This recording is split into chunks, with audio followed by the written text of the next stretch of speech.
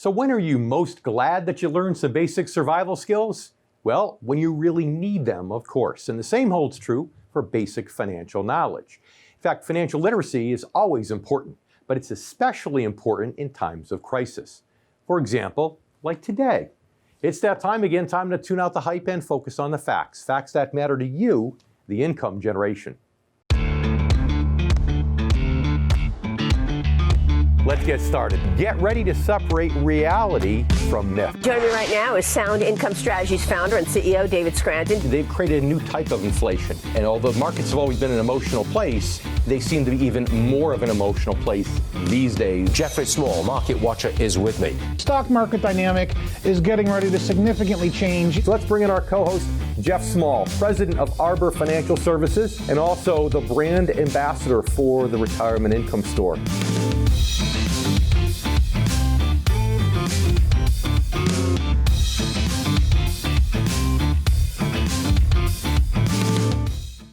We've spoken often on this show about the importance of financial literacy, which is the basic knowledge of saving, investing, how the economy, how the financial markets work. Being financially literate is one of the keys to protecting your money. It's also a key to growing your savings and creating a sound retirement plan. But unfortunately, studies consistently show that many Americans aren't able to pass even a basic financial literacy test. And that's largely because the United States school system and most employers neglect financial education. So on today's show, we'll talk about why financial literacy is especially important during periods of economic turmoil and uncertainty, like the one we're in right now as a result of COVID-19. We'll also share some basic financial survival skills that you just may need before this crisis is over, and explain how and when to put these skills into action. Joining me, of course, will be my good friend and co-host, Jeff Small, along with a good friend of the income generation, Steve Forbes. Always a fun interview. But before we bring out Jeff, let's talk more about the meaning of financial literacy and why it's so incredibly important during times like this. Ironically, the first full month of the coronavirus crisis here in America, which was April, was also National Financial Literacy Month. The fact that few people probably knew this actually illustrates just how neglected this topic is. Beyond offering some very basic economics or accounting classes, most high schools fail to teach it, and as a result, statistics around financial literacy are frequently troubling. Although the U.S. is the world's largest economy, the S&P Global Financial Literacy Survey for 2019 found America ranked in the 14th percentile of adults who are financially literate. And this lack of understanding of financial basics shows up in other reports and other surveys focused on household finances. For example, more than 30% of those who took part in a Charles Schwab poll said they don't have a written financial plan because they think it's too complex. Those same people also said it could be because they don't have enough time to work on one. A similar percentage have $0 saved for retirement, according to another survey, and about 44% of Americans say they don't have enough in savings to even cover a $400 financial emergency. So as troubling as these statistics are, what's worse is that they come from surveys conducted well before the coronavirus pandemic devastated the national economy. In other words, lack of financial literacy was already a pandemic in and of itself. This coronavirus pandemic has simply shed more light on it and made it potentially worse. A new survey from the National Endowment for Financial Education found that nearly 9 in 10 Americans said that the COVID-19 crisis is causing stress on their personal finances. More than half, about 54%, said that they'd worried about not having enough saved, and 48% say they're worried about their ability to pay bills. Now, while the causes behind these issues are very real, from record unemployment to a shaky stock market, for many Americans, it's largely the lack of financial literacy that's causing their fear and their sense of helplessness. Think of it this way. If you got lost in the woods, aren't you more likely to be less scared if you've learned some basic survival skills? Of course you would be. In fact, you learned those skills to prepare you for just such an emergency. In a way, it's the same with financial literacy. Being financially literate means you have the skills and understanding to face a financial crisis and to improve your odds of getting through it. The more people have this understanding, the better it is for the economy as a whole. Coming up, I'll share some of the most important financial literacy basics that you should know in time of crisis. But right now, let's welcome my good friend and co-host, Jeff Small, president of Arbor Financial Services, a retirement income store located in Melbourne, Florida. Jeff is also our very own brand ambassador for the Retirement Income Store, as well as Amazon best-selling author of the book, Turning Financial Planning Right Side Up. So Jeff, I don't know about you, but I can't tell you how excited I am for us to be interviewing Steve Forbes again, because, like us, Steve Forbes dedicated a lot of his life really to financial education. I mean, that's a lot of what, being editor-in-chief of Forbes magazine essentially is. So it's going to be an exciting interview. But, tell our viewers, tell our listeners, please, some of the ways that you help people in real life really learn more, whether they're clients or not, to become more educated when it comes to financial matters. Well, that's a great way to describe it, Dave. And I think one of the things that we do with customers and that your advisors should do if they're not is by educating you on the pro and con of options in terms of what it is you'd like to accomplish. Because once you get educated on those and you do your own research in conjunction with working with a qualified financial advisor, you're going to be able to be making a decision that's cerebral or from your brain as opposed to one maybe that's gut or instinctual from your stomach. And you'll trust yourself and be much happier with yourself if you use your brain versus your gut. You'll be second guessing yourself if you use your gut to make financial decisions. So that brings up another point, Dave. We don't want to put too much emphasis on the fact that people should be just trusting their financial advisor alone. That's where people get hurt. Don't you agree? Absolutely. I think that whether or not you have a financial advisor, you need to become more financially literate. You should work toward that. And frankly, if you do have an advisor, you should interview for somebody who's willing to be patient enough and take the time to teach you. Because a lot of financial advisors somehow have a limiting belief that if they make things sound really complex and difficult, well, then you'll need them and you won't go anywhere. When the reality of it is, people really appreciate it when their advisors take time to educate them. But Jeff, that's one concern. But the other concern is those who don't, who really aren't financially literate enough, but they're unwilling to acknowledge that. And I find that men have a bigger issue with this than women. Women tend to have more humility with it, but men, for whatever reason, and I know I just alienated probably half our audience, but the reality is, they want to feel like they could fix it. Hey, I'm a guy, I'm a man. I do repairs around my house. I take care of stuff. I can fix this. I can handle this. But it really takes a diverse skill set. So that's really my bigger concern, is for those oftentimes like that who don't know that they're not financially literate and they try to do it. And that's why, for example, this whole Robin thing today with a lot of people, some of the people are buying these small shares of stock through organizations like that. Yeah, they might know what they're doing, but I suspect that a lot of them will not. And they'll be on the wrong side of the trade and end up losing their shirts over time. Well, it's funny you bring up Robinhood. Robinhood is a unique way for investors to enter the market, but Robinhood's actually doing well right now because they're buying riskier-oriented investments, and with the market's recovery here in the last 60 days, they're beating the market. But the riskier you go on the scale, what happens? The greater growth potential, the greater the loss, so you got to be really careful there. What the market gives, the market takes. Yeah, and as real stock analysts, our analysts, for example, that help our clients, they don't make a purchase without talking to the company, without picking up the phone, talking to investor relationships, getting on the investor relations people, being on the earnings calls. It's not just looking at some scantily clad, publicly traded information that's just a financial statement and saying, oh, this looks like a good company, I'm going to buy it. It's really digging deep. And I'm not talking about insider information. It's things that are public, but you've got to have the time to do this, and you have to know what questions to ask. And most people, even if they did interview investor relations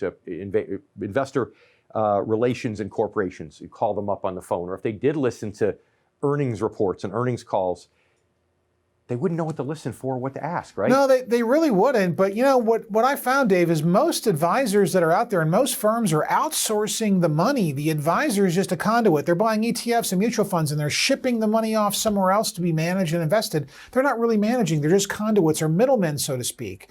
And so you have, if you're a consumer and you've got a relationship with somebody like that, you need to know what you're getting, because each one of those investments that's outsourced, that money manager is going to have a different objective, and that objective is not going to be aligned with yours. And once you go through that discovery, you're going to be like, wow, that's not what I thought I wanted, but I got something different. Well, good point. And a lot of advisors really are really just sophisticated client service people. They're not really doing the picking of the securities, and you're absolutely right. But I think the biggest thing I want to stress to our viewers and our listeners is don't be that guy who's got enough money to buy the big boat or to buy the airplane but doesn't know how to use it. Jeff, you can relate, right? You're a fisherman, as I am. Of course, you have a bigger boat than me, right? But I was going out in my little center console this last weekend, and some guy comes up with this 45-footer, brand spanking new, and instead of getting it up on plane or just going slowly through the water, he was in an awkward plowing position so he can kick off the biggest wake humanly possible, and almost threw somebody out of my boat as a result of it. And I just looked at him and said, that's a guy who's got more money than brains. He's got enough money to buy the boat, but doesn't have a clue how to run it. Now, you've got a bigger boat, so maybe this isn't a problem for you, but we got rocked about pretty badly, I got to be honest with you. Well, that just means you got to get a bigger boat, Dave. But it's true, and so at the end of the day, all I encourage you to do as viewers or listeners, even those engineers, right? So I got some engineers watching the show who, an engineer's job is to figure out everything, is to fix everything, and whereas that's a great quality, applying that quality to fixing financial issues is really a whole different skill set. So, if you're financially literate, you love doing it yourself, do it. By all means, do it. But if you look in the mirror and you're brutally honest with yourself and you say, no, I really don't know as much as I should, then find an advisor who's willing to take the time to educate you.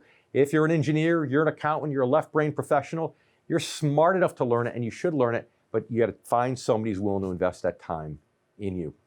We take a quick commercial break. When we come back, the interview we've all been waiting for, Steve Forbes. Stay with us. We'll be right back in a moment.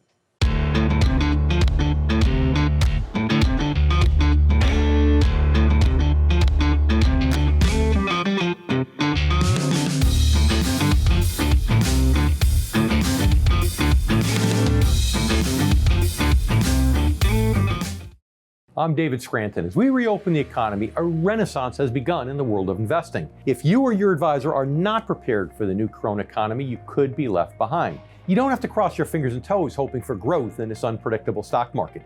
There is a more conservative way, and that is to invest for income without all the stock market risk. Call the Retirement Income Store today at 888-888-4176 for your free retirement income kit. Call 888-888-4176 now.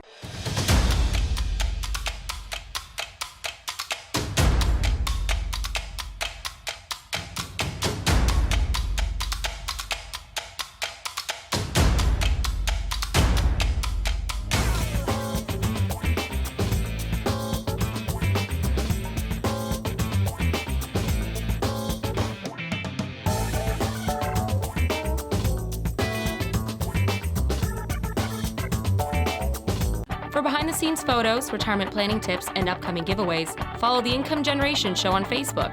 And don't forget to subscribe to our YouTube channel to watch video clips, guest interviews, and to catch up on past episodes.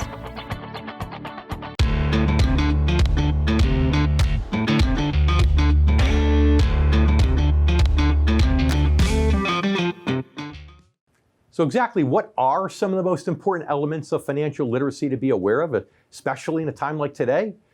Well, the first is understanding the importance of financial defense and how to achieve it.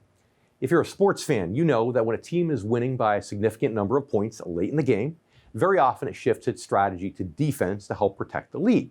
Now, that same concept is important for investors in or nearing retirement. Why?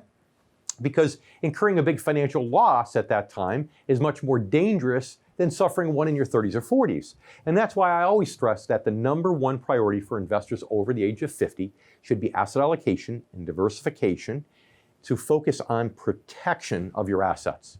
Now, as I discuss frequently on this show, there are financial strategies specifically designed to help protect your money. Unfortunately, there's a common misconception that causes many people to neglect these strategies, and that brings me to the second key to my financial literacy point, is that understanding that reducing your investment risk doesn't necessarily mean sacrificing return. That's because total return is a sum of both growth and income. And lowering your risk is simply oftentimes a matter of shifting your strategic focus from growth to income-based investing.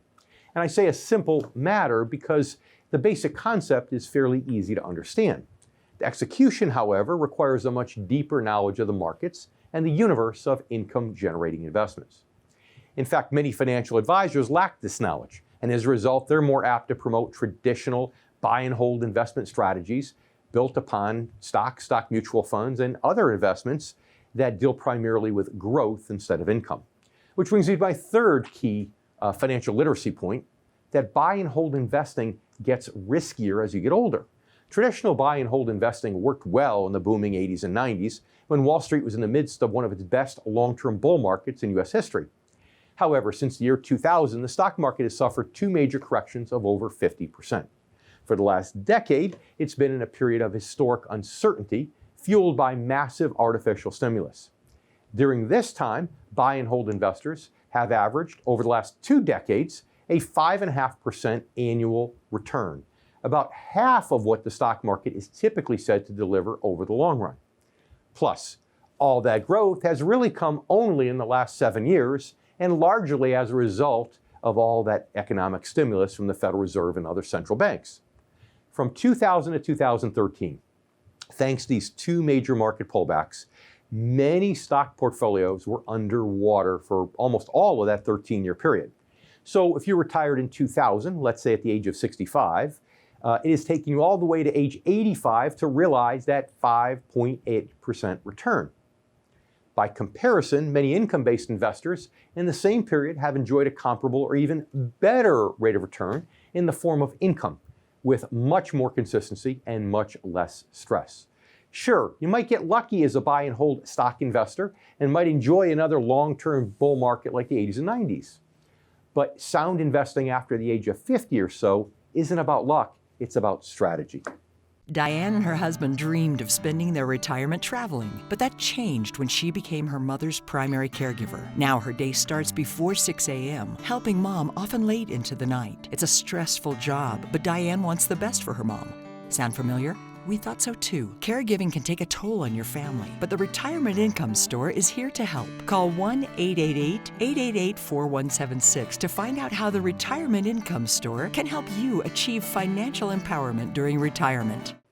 Now it's time to bring back in my co-host and good friend Jeff Small, as well as an enormous friend of the income generation, Steve Forbes, Chairman, Editor-in-Chief of Forbes Media. Steve, thanks for joining us. Good to be with you, David and Jeff. Thank you for having me on. Of course, our pleasure. You know, when we spoke back in April, you know, you had certainly praised the president about, you know, letting each state make the decision on whether they close down, they reopen, and so on. That was the direction I think you actually wanted him to go more in, and that's the direction we ended up going in. And of course, that now we're seeing where some states are doing a better job than others. So what do you think the states have learned from all this in terms of, you know, hopefully not having another significant flare-up before they find a vaccine? Well, I think you're seeing various states do various things. Some do it right, some do it wrong. Right now, Florida's under a lot of criticism, but the fact of the matter is back in March, Florida Governor DeSantis made the decision not to put patients in nursing homes. New York did just the opposite, unnecessarily caused the deaths of 10,000 people, putting them in the nursing homes with those infections, which spread like wildfire. So even though Florida's had a real bad flare-up, if you look at the actual numbers, the death toll is going to be a fraction of what you had in New York. So some states got it more right, and there's now real controversy about lockdowns, how effective they are. And so there's still a lot to learn, which means we should all be praying for those treatments and those vaccines coming as soon as possible, because we need it. We need them. I know. No kidding. Hallelujah. You know, our show today, as you know, is about financial literacy and how, unfortunately, a lot of America doesn't have the level of financial literacy that Jeff and I believe they should, and probably that you believe they should. So as someone who essentially has dedicated a good part of his life to that through Forbes magazine and other sources, When you look at what's going on today in the financial markets and the stock market and the economy, what words of wisdom would you bestow upon our income generation members, those of us who are retired or within 10 years of retirement that are watching the show? Well, the key thing is trying to determine what kind of environment we're going to have in this country economically come January 20th of next year. We have two very stark different paths that we could take. One is cutting taxes and continuing with deregulation, which is the only way to get this economy really growing again. Or the other side, the Democrats seem addicted to massive tax increases, massive new rules and burdens on businesses, which will hurt business startups and job creation. So in terms of investment, I'm a little surprised the markets haven't priced in more of the uncertainty of how these elections are going to turn out. And because you couldn't have two more stark choices than what face us now in terms of the two political parties. And I know Jeff has some stuff lined up about politics and the election and everything he wants to ask you. But before we do that, I want to ask you, though, in most elections, people use as an excuse about this time of year, well, I'm not going to make any decisions on any financial changes until after the election. And most of the time, that's a silly thing to say because the election doesn't change a ton. Usually there's division in Congress, so the president doesn't quite have enough power. But this time, you think it's different? You think it could really affect people's personal investment decisions, because of this one issue you highlighted? Yes, very much so. And even if a president comes in, let's say Biden wins the election or some other Democrat wins the election, what you're going to see is they can do a lot by executive orders. They can do a lot by regulations. They can do a lot by pushing regulatory agencies. As you know, regulatory agencies pass over 3,000 rules a year, which is the equivalent of federal law. Congress may pass 120, 150 laws a year.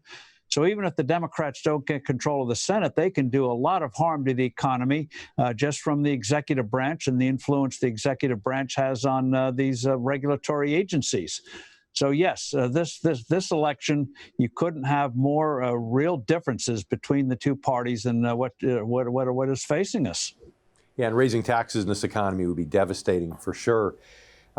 Jeff, politics? Well, yeah, Steve, I completely agree with everything you're saying. Those are all really good points. What we see right now is how I see this election as being really the most important election of the last 100 years. Because if we go to the left, we know we're going to see the outsourcing of jobs, the economy is going to shrink, taxes are going to go up. But if we go to the right and we stick with deregulations and lower taxes and economic expansion, America's really benefit much more severely that way. Why doesn't the left get that? Why don't they embrace the America First politics, which is getting everybody to go to work? Why are they so anti-America First? Why do they do that? It makes no sense to me. And Steve, Jeff, we need to. This is like icing the kicker in football. We need to take a commercial break, which means you, our viewers and listeners, have to stay tuned because you'll hear the answer to that question from Steve Forbes just after the break. Stay with us. We'll be right back.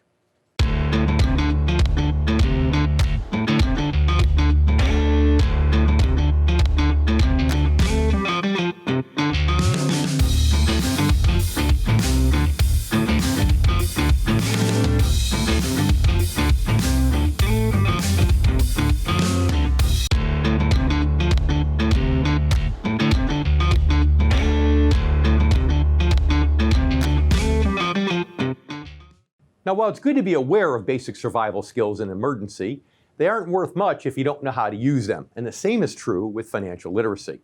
Knowing the basics is important, but applying them to your own financial strategy is vital, particularly in times like this, times of economic crisis and/or uncertainty. Now, of course, the specifics of how you apply your knowledge will be different for everyone, depending upon really a whole bunch of factors like your age, your assets, your risk tolerance level, and your retirement goals. And getting started is really just a matter of following the 3 R's. And in this case, we're not talking about reading, writing, and arithmetic. It's revisit, reduce, and restart.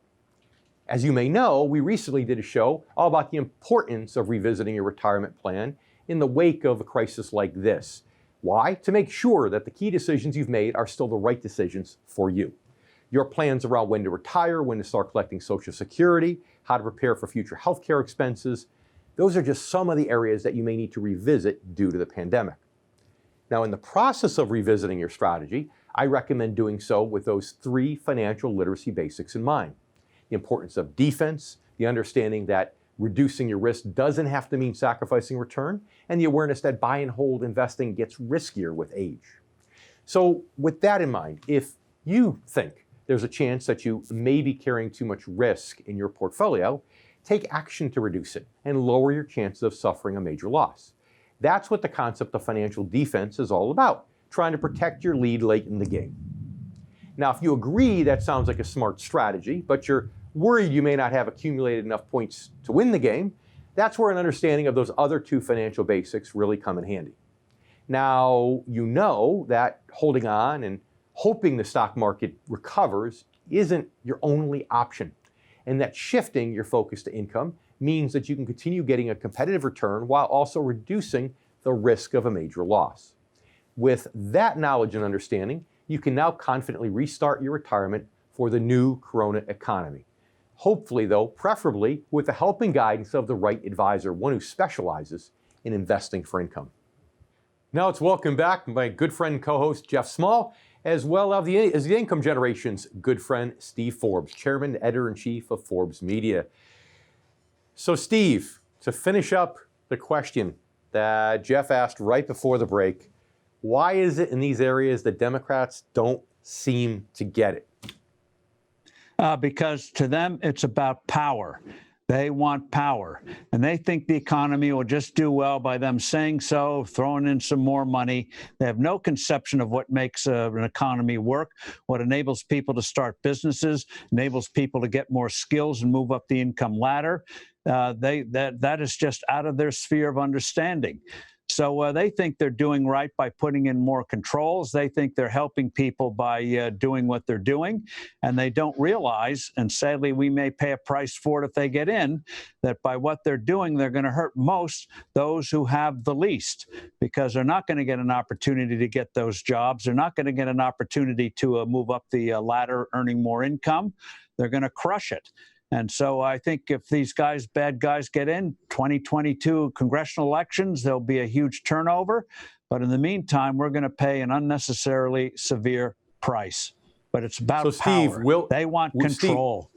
Steve, will they get into the White House in November? Well, I still think the polls are not quite right about Donald Trump. I think voters are going to be really focusing now on the elections. And if the president focuses on what he wants to do in the next 4 years, he will win, especially as the Democrats now. It's very funny, David and Jeff.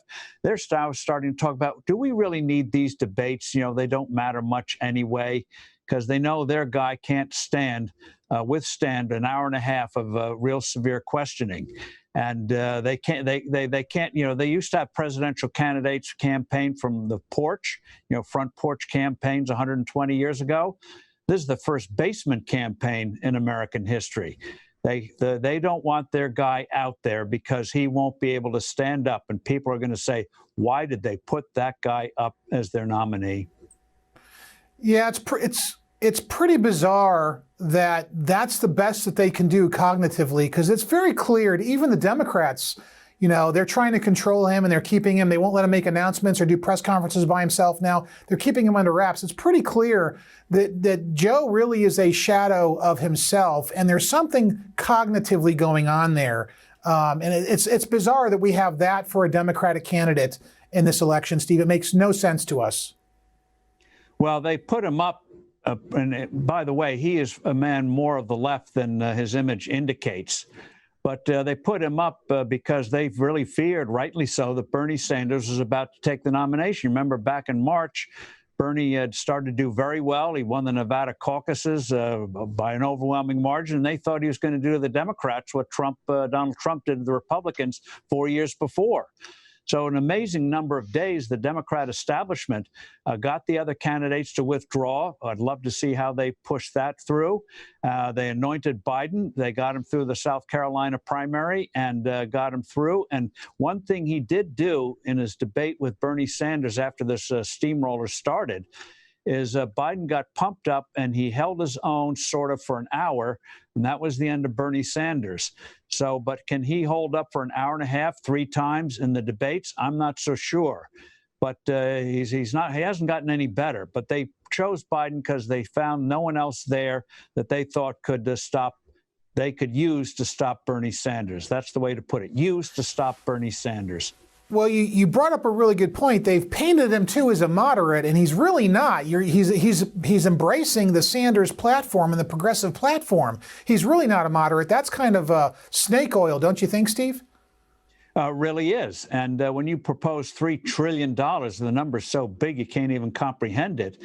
But when you propose a massive tax increases, taxes are a price and a burden. And when you have less to spend, less to save, less to invest, the economy hurts. But some people are slow learners. And what's happened in Democrat primaries with some of these congressional candidates, the left is now dominating that party. That's why Chuck Schumer is not going to do any. He's so fearful that AOC is going to run against him in 2022 in the primary. So the party's capitulated to the far left because they fear that they'll get knocked out in a primary if they're not sufficiently left wing. So, Steve, we have 1 minute left or so, but bringing it back to our viewers and our listeners. Okay, so if Trump gets in, then stock market could continue to climb upward in theory for a while. What if Biden gets in? What words of real-world financial advice would you give our income generation members if the elections go to the left in November? Just remember what Lincoln said in a very different context. This too shall pass. We'll take a hit short term, but I think you're going to see the forces of moderation, the forces of Americanism, conservatism, really get strengthened and rise up and start fighting on the economic front, political front, cultural front in ways that has not happened before. So in terms of your retirement plans, don't go and sell because you can't time these things. Markets look to the future. And even though Biden's election will be a bad short-term future, I think it's going to set the stage for a real rebound when he starts to suffer reverses, as they will, because the country is not as left as the Democrat Party, not by a long shot. Yeah, that's true. It's just, let's hope that the president can get it back on track over the next few months and bring some of those moderates that he's lost, back to the center. So, Steve, as usual, it's been our pleasure. Thank you very much for being part of the show. David, thank you for letting me on, and good luck. Keep up the good fight, and Jeff, you too. And we'll see what happens in November. Yes, sir. And most important, stay healthy. We want to have you back on. And you stay with us, and you stay healthy too. We'll be back here in a moment with much more on the income generation. I'm David Scranton, and we'll be right back.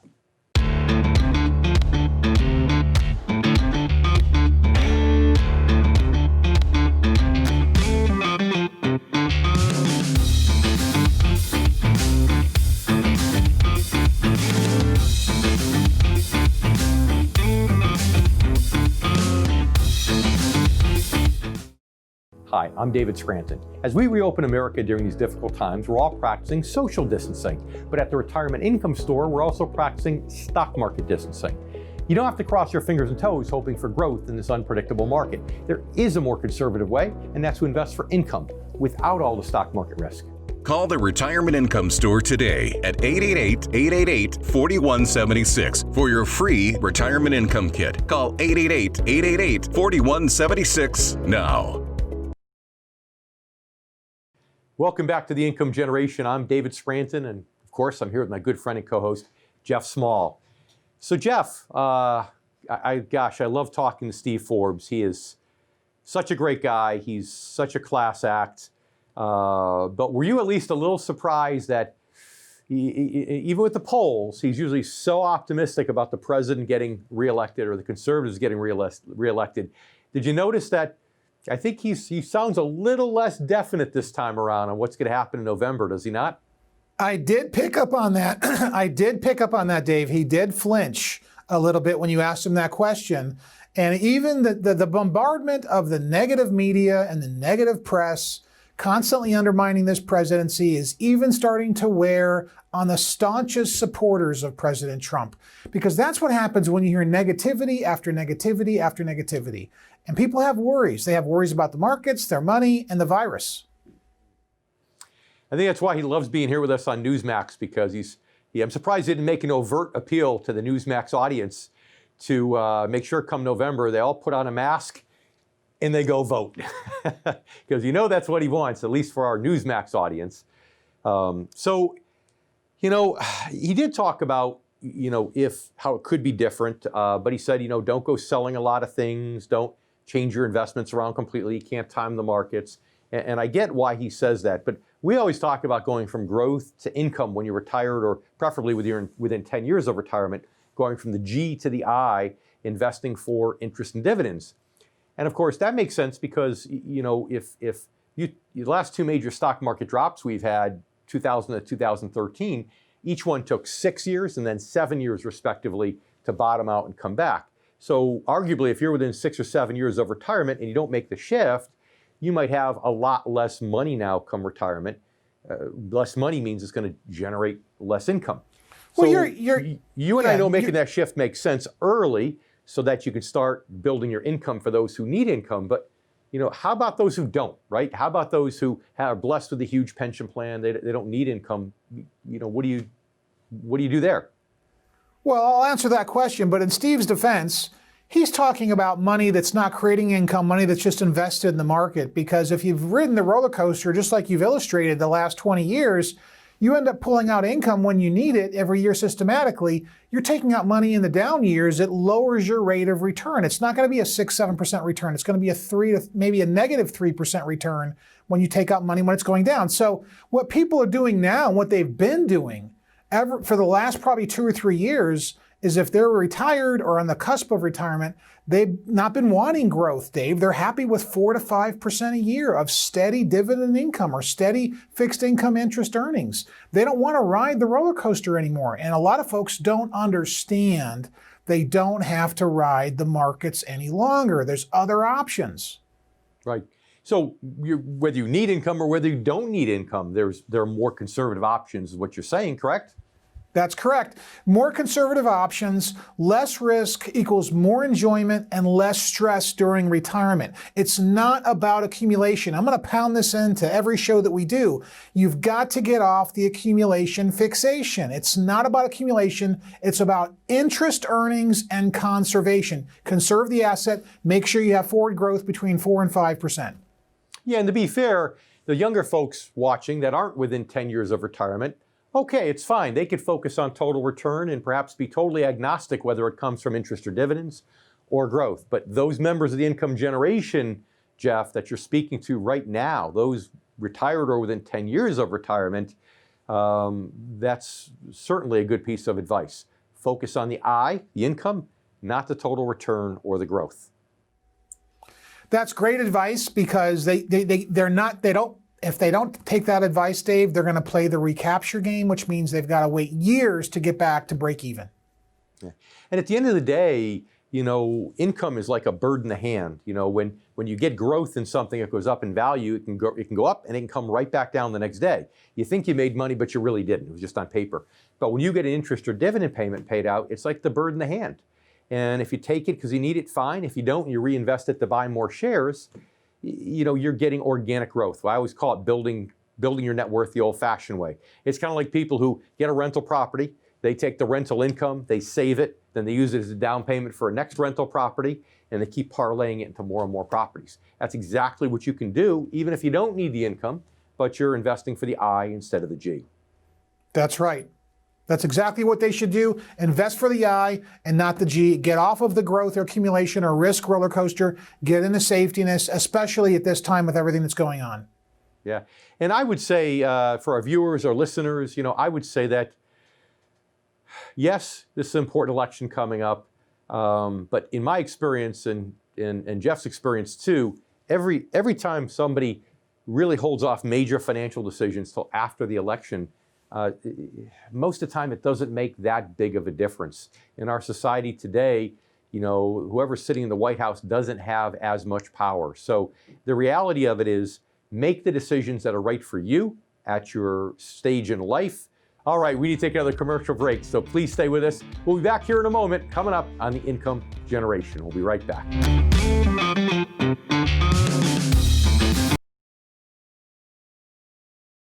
My name is Jody Joanne Dancer.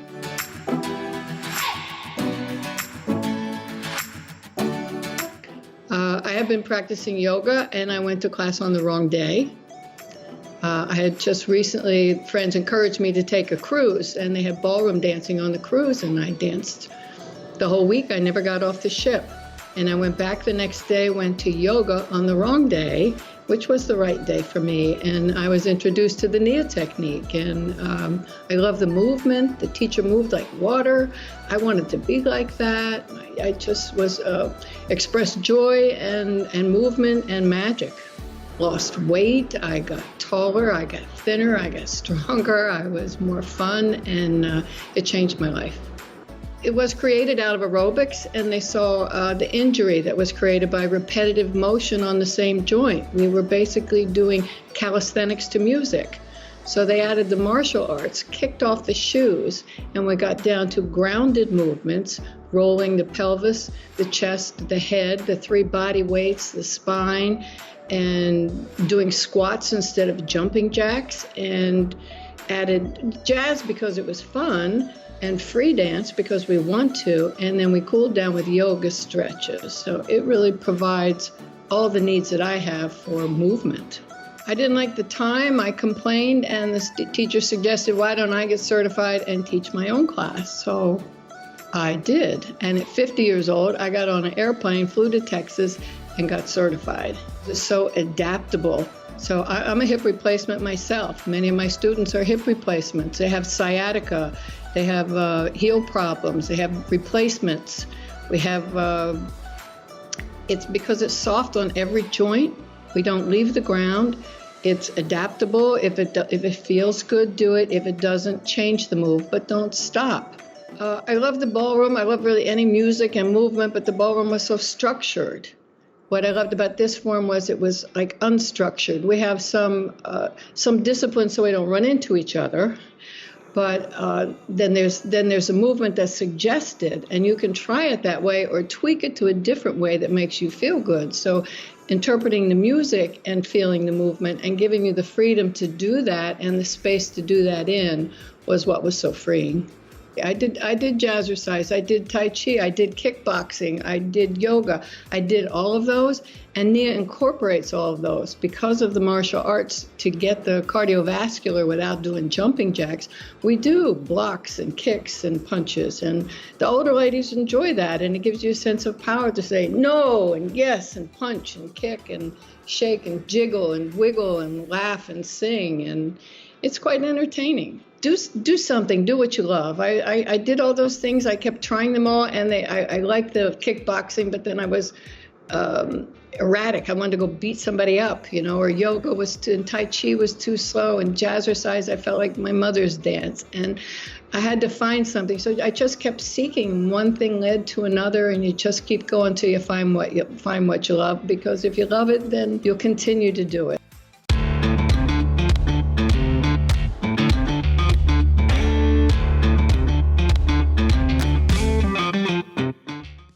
I'd like to thank our good friend and guest, Steve Forbes, and also my good friend, Jeff Small, for joining me today on The Income Generation. But I also like to thank you, our new and returning viewers.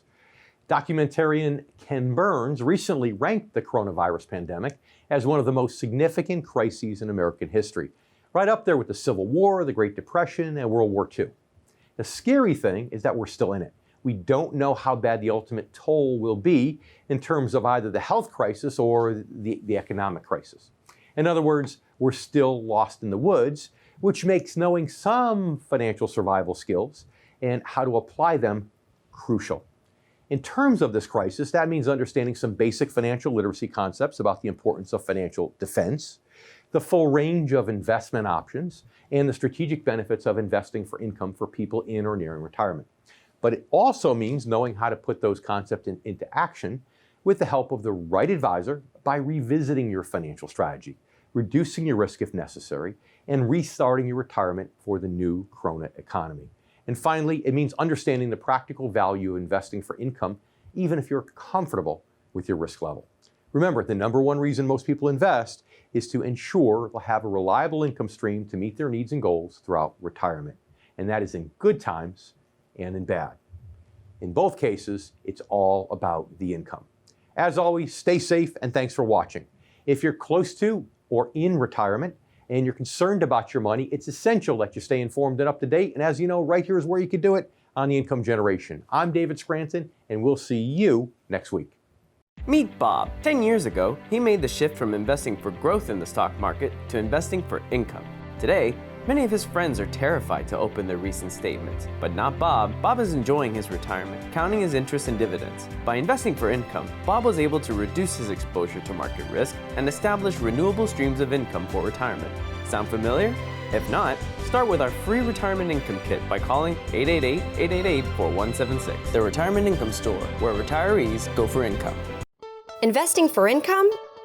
The idea has grown in popularity over the last several years due to today's volatile stock market. But if you're at or near retirement age, it's no longer just how much you've saved, it's about maximizing and protecting your life savings while minimizing your risk from market ups and downs. David J. Scranton's new book, The Retirement Income Story, is here to help baby boomers face the challenges of investing in this age of economic uncertainty. Visit theretirementincomestory.com to learn more.